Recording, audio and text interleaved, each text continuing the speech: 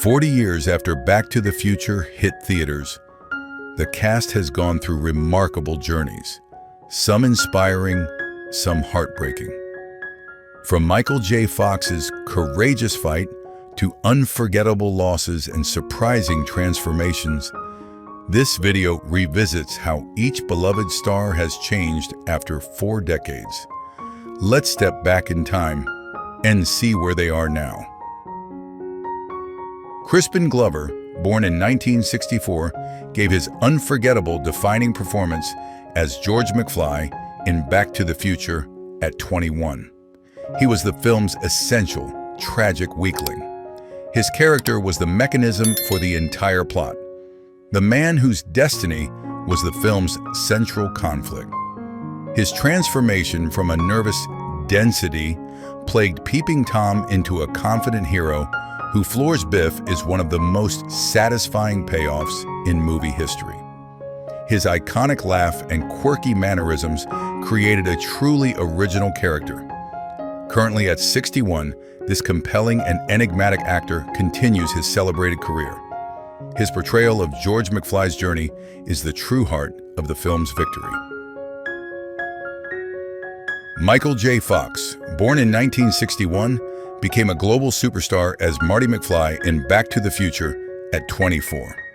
He was the ultimate 1980s teenager, the quintessential cool kid with the skateboard, the puffy vest, and the perfect comedic timing. His character was the essential mechanism for the entire plot, the kid accidentally thrown back in time who had to save his own existence. His performance was a high-wire act of frantic energy, charm, and sheer panic. His iconic "This is heavy" line and his "Johnny Be Good" performance defined the film's rock and roll heart. Currently, at 64, this beloved multi-Emmy-winning icon remains an inspiration, leading his foundation with incredible courage. His work as Marty McFly is timeless. Claudia Wells, born in 1966, played the original Jennifer Parker in Back to the Future at 18. She was the essential girl next door, the supportive, kind girlfriend who represented Marty's idyllic 1985 life. Her character was the mechanism that set Marty's entire journey in motion. Her famous scene, writing "I love you," and her phone number on the Save the Clock Tower flyer was the crucial clue that Marty needed to get home. She was the anchor and the goal of Marty's entire adventure. Currently at 59, this beloved actress remains a cherished icon of the film. Her performance as the perfect 80s girlfriend gave Marty the essential motivation to return to the future. James Tolkien, born in 1931, played the iconic iron-fisted Principal Strickland in Back to the Future at 54. He was the ultimate symbol of oppressive authority, the man who defined the McFly family legacy with a single word: slackers. His character was the essential, unchanging obstacle in both 1985 and 1955. He was the face of the rigid system that Marty and George were fighting against. His famous finger-pointing confrontations with Marty were the perfect mechanism to establish the generational conflict. He was the institutional antagonist, the man who never changed. Currently at 94, this legendary character actor remains an intimidating and beloved pop culture icon. His portrayal of the perpetually angry Mr. Strickland gave the film its essential, unbending authority figure. Lea Thompson, born in 1961, gave her iconic breakout performance as Lorraine Baines McFly in Back to the Future at 24. She was the essential mechanism for the film's entire plot, the high school girl who was destined to be Marty's mother. Her character was the center of the film's awkward, brilliant comedic tension. She was tasked with the impossible, playing her own character as a sweet 1950s teen who accidentally falls for her own son, and as a world-weary 1980s mother. Her performance was a perfect blend of innocence, humor, and heart. Currently at 64, this beloved actress and director continues her celebrated career. Her work as Lorraine is one of cinema's most memorable and complex comedic roles. Mark McFly, born in 1957, played Marty's older brother, Dave McFly, in Back to the Future at 28. He was the essential cautionary tale of the McFly family, the symbol of the original timeline's mediocrity. His character was the mechanism that showed the audience the family's low expectations. His appearance in the Burger King uniform was the visual proof of George McFly's failure as a father. The future Marty was desperately trying to avoid. His transformation into a successful, suit-wearing businessman in the new 1985 was the film's quietest but most satisfying victory.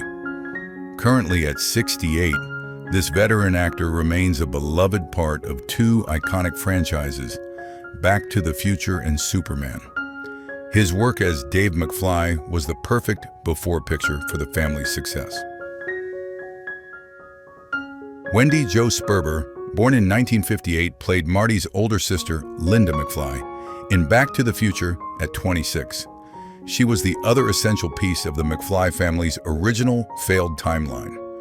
Her character was the mechanism for showing the family's low social standing. Her famous, whiny complaints about her lack of boyfriends were the perfect comedic representation of the family's slacker curse. Like her brother, her transformation in the new 1985 from a drab complainer into a confident, popular woman was the final proof of Marty's success. She passed away from breast cancer in 2005 at just 47. Her bright, hilarious, and heartwarming performance gave the McFly family its essential, relatable sister. Thomas F. Wilson, born in 1959, played the legendary bully Biff Tannen in Back to the Future at 26. He was the ultimate 1980s antagonist, the definitive high school tyrant. His character was the essential, menacing obstacle, the man who was the source of the McFly family's misery. His iconic, menacing taunts like Butthead and Hello McFly became instant pop culture touchstones. He was the perfect villain, a towering, idiotic, and genuinely threatening force. His constant comedic battle with manure was the film's greatest running gag. Currently, at 66, this devout Catholic is enjoying life in Los Angeles with his wife of 40 years and their 4 children. His performance as Biff Tannen created one of the most hateable and perfect villains in cinema history. Christopher Lloyd, born in 1938, gave his defining performance as Dr. Emmett Doc Brown in Back to the Future at 46. He was the ultimate mad scientist, the eccentric, wild-eyed, plutonium-stealing genius who was the engine of the entire franchise. His character was the essential exposition machine, the man who made time travel possible with his iconic DeLorean. His frantic energy, his catchphrase, "Great Scott," and his sheer chaotic brilliance were the perfect counterpoint to Marty's cool. His performance was a tour de force of physical comedy. Currently at 87, this Emmy Award-winning legend is enjoying life with his 5th wife and is in good health, recently recovering from a minor travel-related issue. George DiCenzo, born in 1940, played Lorraine's father, Sam Baines, in Back to the Future at 45. He was the essential, unknowing agent of fate. His character was the mechanism for the entire McFly family's existence. He was the driver of the car that was supposed to hit George McFly, the event that was the catalyst for George and Lorraine's first meeting. When he hits Marty instead, his line, "My God, are you okay?" is the moment the entire timeline breaks. He was the man who interrupted destiny. He passed away from sepsis in 2010 at 70. His small but absolutely crucial role was the pivot point, upon which the entire story turns. Frances Lee McCain, born in 1944, played Lorraine's concerned mother, Stella Baines, in Back to the Future at 40. She was the essential face of 1950s parental values, the woman who was shocked by the behavior of her daughter. Her character was the mechanism for some of the film's funniest generational misunderstandings. Her famous horrified reaction to Lorraine's parking like a floozy was a perfect comedic moment. She was the moral compass of the 1955 household, a kind woman utterly baffled by Marty's 1980s sensibilities. Currently at 81, this veteran actress remains in excellent health and enjoys a quiet life, occasionally taking on select roles. Harry Waters Jr., born in 1953, played the legendary Marvin Berry in Back to the Future at 32. He was the leader of the Starlighters, the band for the Enchantment Under the Sea dance. His character was the essential mechanism for the birth of rock and roll. He was the man who gave Marty the stage and whose injured hand was the catalyst for Marty's iconic Johnny Be Good performance. His famous hurried phone call to his cousin Chuck was the film's brilliant, time-bending punchline. Currently at 72, this celebrated actor and professor enjoys his family life and continues to teach theater at Macalester College.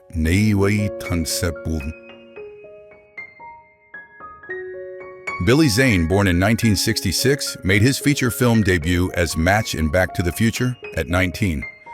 He was one of the essential members of Biff Tannen's gang. His character was the mechanism that helped establish Biff's intimidating presence. He was the crucial right-hand man to the bully, the one who provided the backup and the menacing laughter. His distinctive look and silent intimidation were the perfect addition to the antagonist crew. This role was the official launchpad for his massive film career.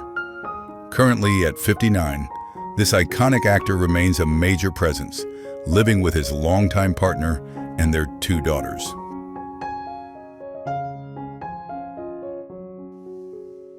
Donald Fullilove, born in 1958, played the ambitious young Goldie Wilson in Back to the Future at 27. He was the essential symbol of hope and the American dream. His character was the mechanism for one of the film's most inspiring subplots. He was the cafe busboy who, inspired by Marty's accidental mayor comment, was set on the path to greatness. His transformation from a busboy to a political figure was the ultimate proof that the future is whatever you make it. Currently at 67, this prolific voice actor, who is also a licensed pilot, remains in good health and active in his field.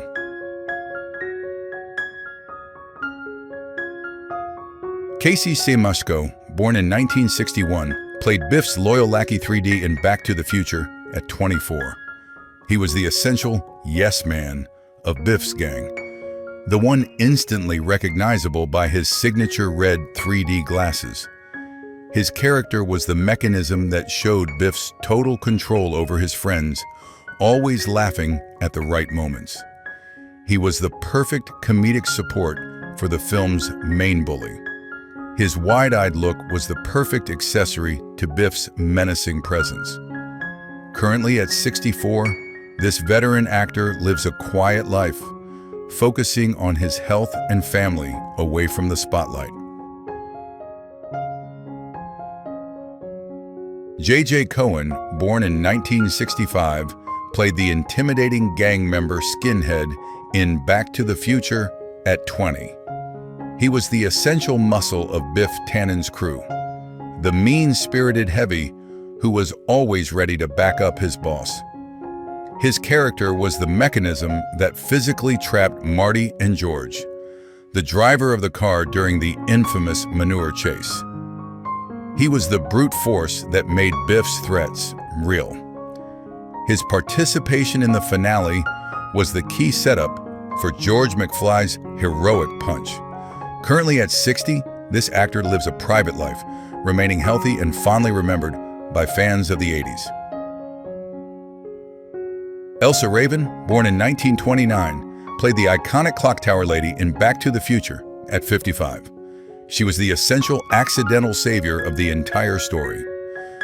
Her character was the mechanism that provided the single most important clue. Her famous, frantic plea, "Save the clock tower, save the clock tower," was the catalyst for the flyer that gave Marty the exact date and time he needed to return to 1985. She was the voice of fate. She passed away from natural causes in 2020 at 91. Her frantic, passionate, and absolutely crucial performance is the literal key to the whole adventure. Will Hare, born in 1916, played the unforgettable farmer Mr. Peabody in Back to the Future at 69.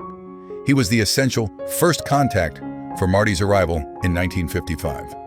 His character was the mechanism that established the film's fish out of water stakes. He was the baffled farmer whose son thought Marty was a space alien in a radiation suit. His shocked, shotgun-blasting reaction was the perfect comedic welcome to the dangers of the past. He passed away from a heart attack in 1997 at 81.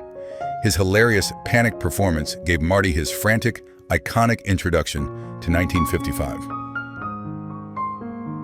Ivy Bethune, born in 1918, played the farmer's wife, Mrs. Peabody, in Back to the Future at 67.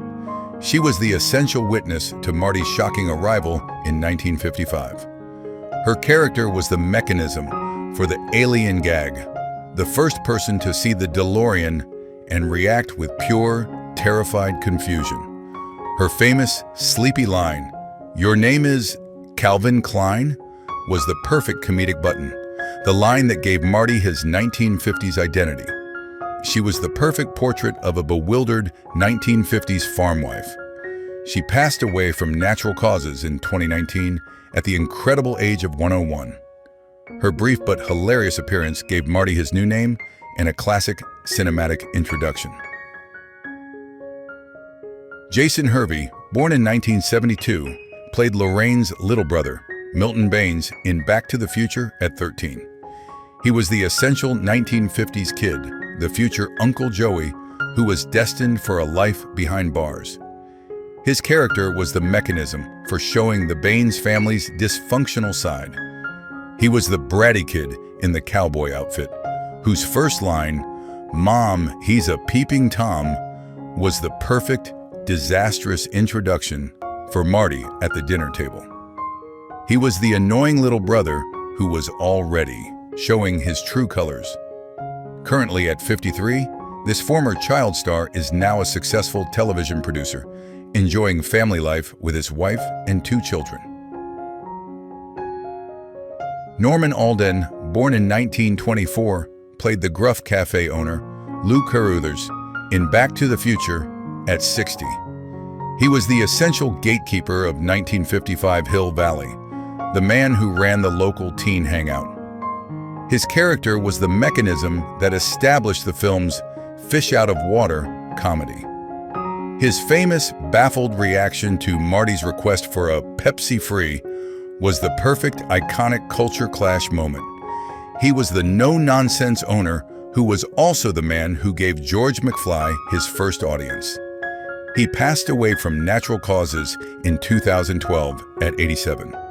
His gruff, perfect delivery of "a tab" and Pepsi-free remains a legendary piece of the film's comedic tapestry. Courtney Gaines, born in 1965, played the high school bully Dixon in Back to the Future at 19.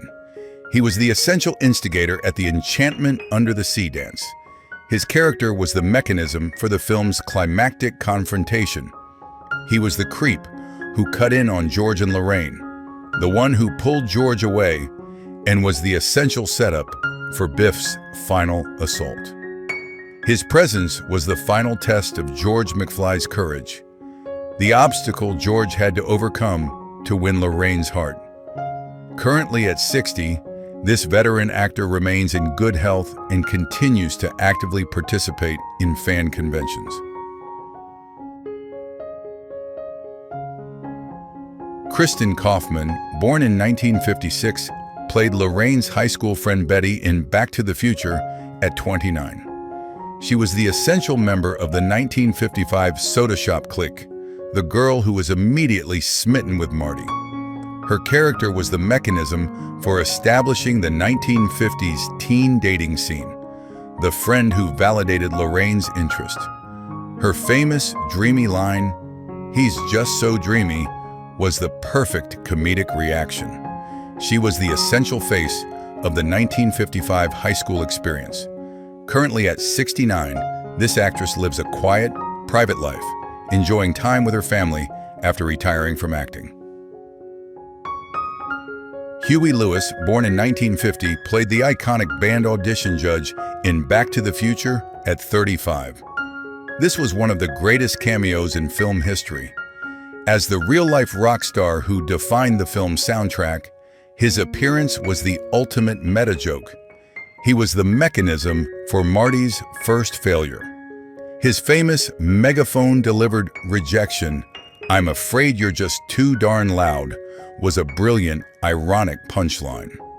Currently at 75, this Grammy Award-winning legend is bravely managing Meniere's disease, a severe hearing disorder that has forced him to stop performing.